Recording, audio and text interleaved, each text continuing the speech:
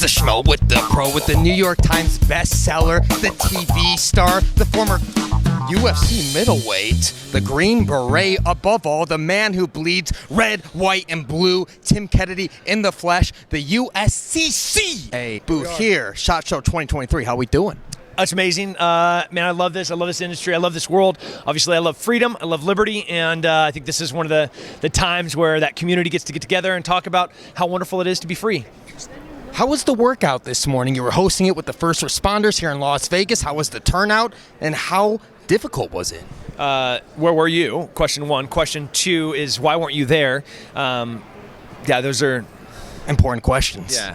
So the workout was amazing. We did the Hateful 100, and the Hateful 100, we have 10 exercises you do 100 reps or 100 calories of. So like 100 pull-ups, 100 burpees, 100 calories on the rower, 100 calories on the skier, 100 calories on the assault bike, 100 toes to bar, 100 kettlebell swings, and it's you and a partner. So like if we were teamed up, which we wouldn't because I picked my athlete friend. He cheated too, but like you would work, I would work until we got to 100, then we'd move to the next modality.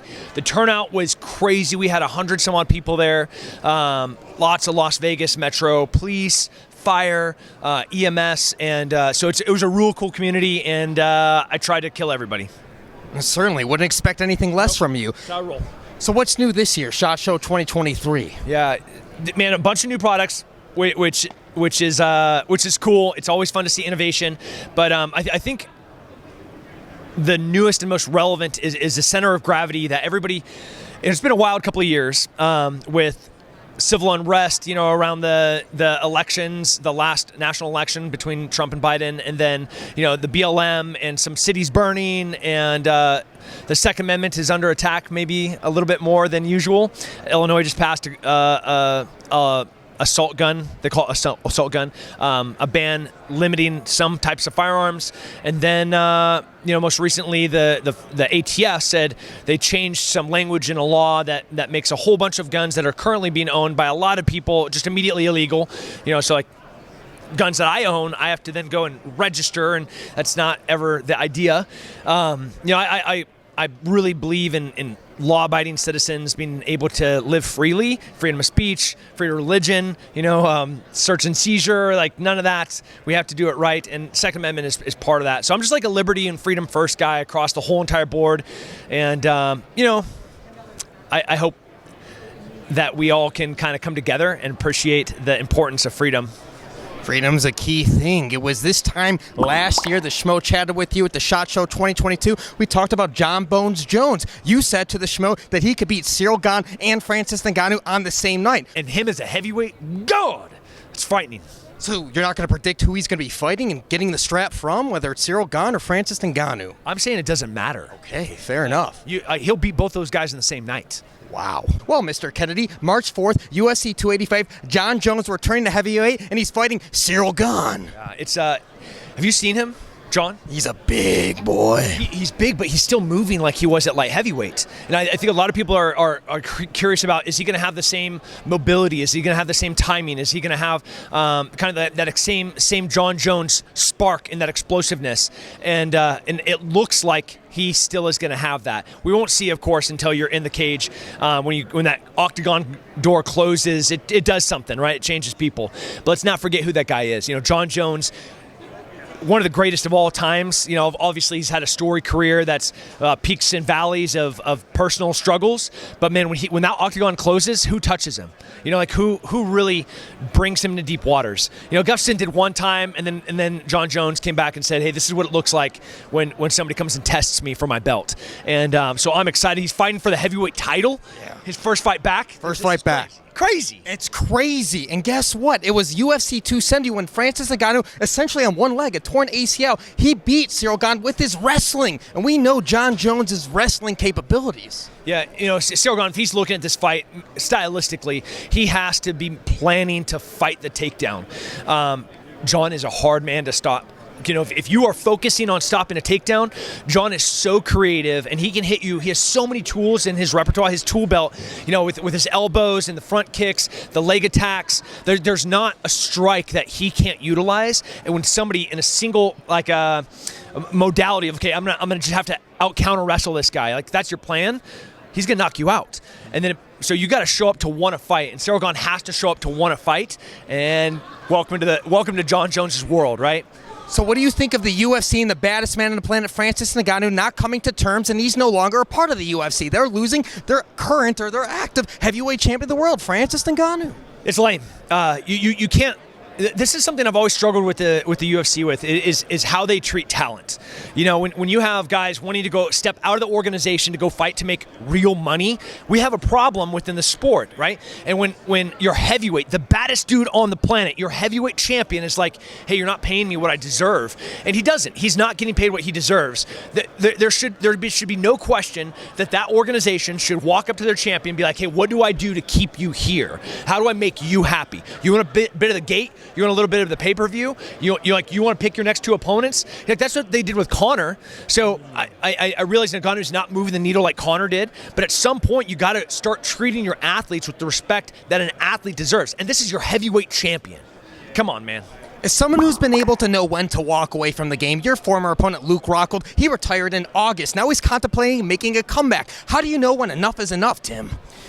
That's on everybody's heart and soul. The hardest thing about a fighter, Chuck Liddell right now, I bet if you walked up to Chuck and you're like, hey, you want to fight again? He would fight Jake Paul in MMA. He would. He literally would. Like there's nothing that you can do to take that fight out of the fighter. That is just part of our DNA, and it's a really difficult thing. You have to surround yourself with people that you can trust, that want your best, like the best for you. That will protect you from yourself sometimes, and I have been really blessed and fortunate. I have an amazing dad, an amazing mom, and an incredible group of people and partners and business partners.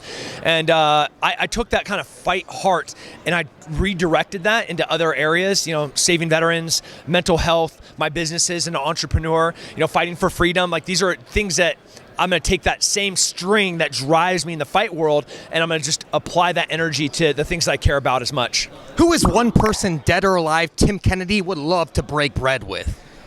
Break bread with or break their head?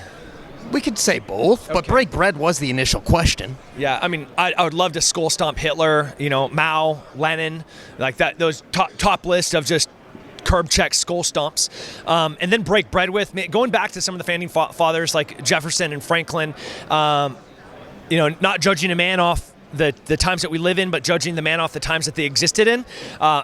Some of the things that we're struggling with right now, I think it's a really unique time for, hey, explain to me what you think a republic is.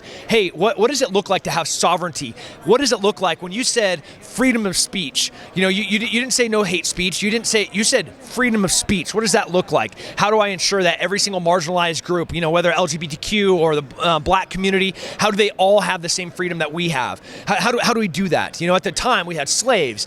Like, here we are in 2023. What does that look like? Ben Franklin, Thomas Jefferson. How do you do that? Theodore Roosevelt, speak softly, carry big stick, Bull Moose Party. That guy, that's one of my favorite dudes on the planet. His letter about what it looks like to be a citizen. If you haven't read Franklin's, if you haven't read Roosevelt's letter on being a citizen, that I highly recommend. Love that guy. What do you make of a guy like Andrew Tate? Among young people, he's a leading voice among a lot of this younger generation. What do you feel about his message and the younger generation following suit, specifically young males? Yeah, I want young men to be confident. I think masculinity is a beautiful thing when it's harnessed in a very healthy way. A broken man that has all of the drive of like wanting to break things and like wanting to struggle and wanting to have calloused hands, but then not knowing where to direct that energy and not having a mission or a purpose, that's a very dangerous thing.